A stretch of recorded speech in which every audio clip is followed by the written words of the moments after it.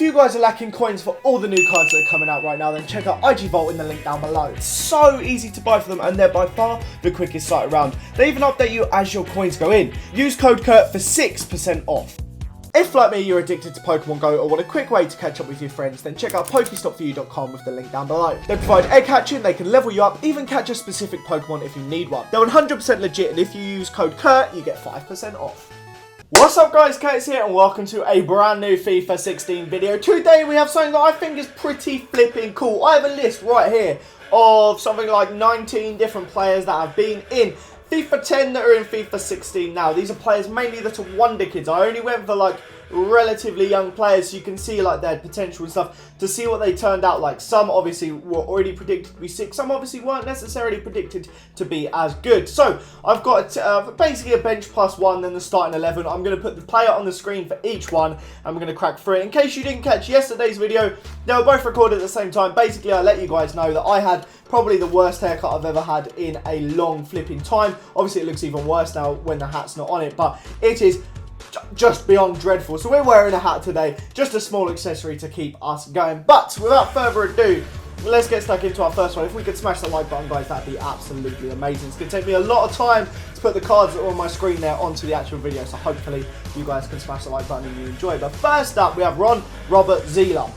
This guy is, of course, actually just signed for Leicester, so technically has a Leicester card, but he was at Man United back in FIFA 10. He had a 61 rated bronze card. Looked very interesting, pretty terrible stats. He was 20 years of age, like I said. He's apparently still the same height, which is always a good thing to know. But that's why he actually counts as a homegrown English player, because he had like 4 years or something at Man United, so he's down on their books. Next up, we have Zoran Tosic, another United one. I wasn't going to include him, but I thought I've got to get both United players in. Obviously, Pogba is 1-2, but he wasn't on FIFA 10. His earliest one was FIFA 12. But Zoran Tosic was an interesting player back in the day. Didn't play too many games, but he did get a few of them, but not too many. But obviously, United let him go. He's gone on to be a pretty good player for Serbia, of course. But 78 pace, average sort of card, 22 years of age, 71 rated silver. It's not incredible. Next up, we have David Ospina. 79 rated when he was 21. So really, in these 5 years, he's not really changed a right lot. He's now, what, 27, 20, almost 28. 28 years of age. He was 21 back in when he had that FIFA 10 card. Stats about pretty similar. I mean, his handling has gone down, his kicking's gone up, his diving's gone up, his reflexes have gone up, his speed's gone down, and his positioning has gone up. So not too many changes at all. Next up is Kevin De Bruyne. Now, of course, this one's going to be mental. This was just before he signed for Chelsea. It doesn't look that much difference, to be honest. He was 18 years old. He's now 25. I didn't realise he was 25, to be honest. I thought he was still younger than that, but fair enough. 64 rated centre forward. It was just pretty diabolical. Wasn't really a card I could see myself ever using back then. He didn't even have skill moves back then, so I don't even know. But yeah, he was not really the best of all the cards. Next up is Danny Drinkwater. It is quite funny. Back then, it was called the Coca-Cola League One. So he played, his name was Drinkwater, and he played in the Coca-Cola League One. I mean, what's that about? But at the time he was playing for Huddersfield. I'm not sure if that was when he was on loan. So of course he was at United at some point. I'm not really sure. He may have been on loan or he may have been there permanently. Let me check actually. So he was in fact on loan. He was at United for basically his whole youth career up until 2012 when he actually made his move to Leicester. So he would have been on loan from United to Huddersfield and he had a 59 rated card. Those stats are terrible. He only has one stat over 60. And now, I mean, every stat's over 60, but they're still not that great, to be fair. But hopefully next season we'll get a nice big upgrade. Next up, we have Schroden Mustafi. This is one of the funniest ones. Seems like a lot of you guys, I remember I've done a video on this before. Everyone forgets that he used to play for Everton.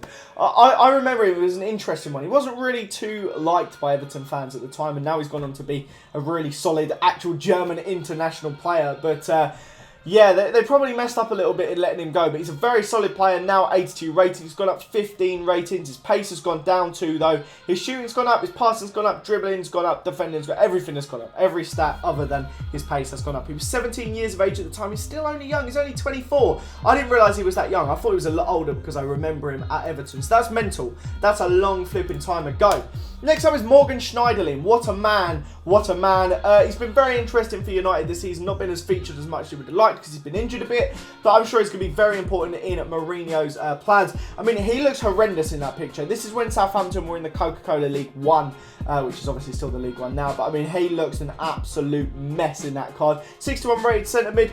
I mean, his stats are very, very average. Thankfully for him, they've gone up a lot in that time. Next up, we have Adam Lallana. This is the last one. He was the extra one that I wanted to make sure we fit in. He is an 80 rated card. Now he's gone up 16 ratings. Every single stat, as far as I'm aware, has gone up by quite a substantial amount. He had 4-star weak foot, so he still has 5 now. So they obviously knew he had a good weak foot then. He was another one that played for Southampton in the Coca-Cola League One and hasn't...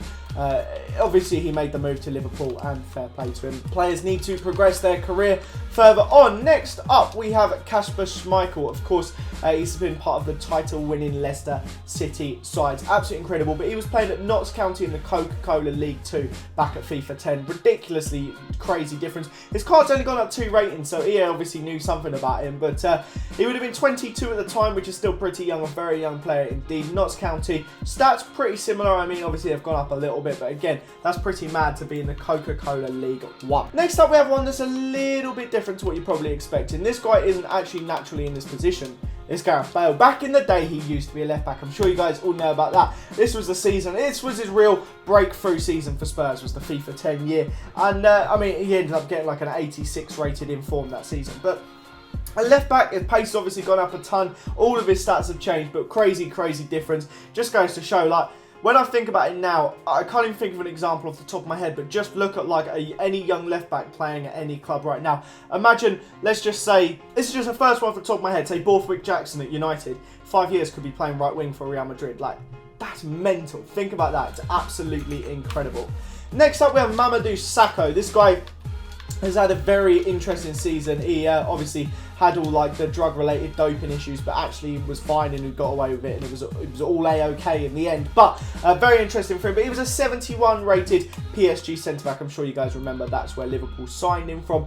He was actually quite highly rated. I believe he was club captain or something ridiculous like that. Maybe vice captain. It's absolutely mental. But he had quite a good card then. 73 pace is not bad at all. 19 years of age. There was obviously some potential there, and very interesting indeed.